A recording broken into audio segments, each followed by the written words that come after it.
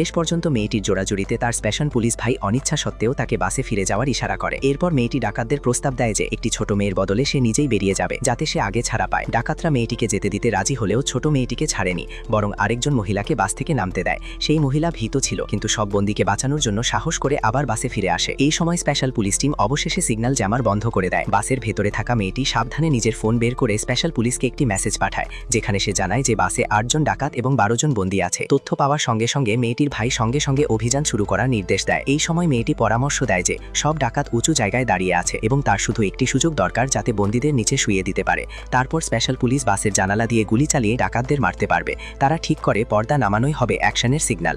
মেয়েটি চুপচাপ সবাইকে নিচে শুয়ে পড়তে বলে। একজন লোক মেয়েটির পরিকল্পনা বুঝে যায় এবং ডাকাতদের মনোযোগ ঘোরাতে কথা বলার ভান করে, কিন্তু ডাকাতরা তাকে সঙ্গে সঙ্গে নিচে শুয়ে পড়তে হুমকি দেয়। বাকিরাও এই সুযোগে নিচে শুয়ে পড়ে। ঠিক সেই মুহূর্তে মেয়েটি দ্রুত বাসের পর্দা নামিয়ে দেয়। বাইরে অপেক্ষা করা স্পেশাল পুলিশ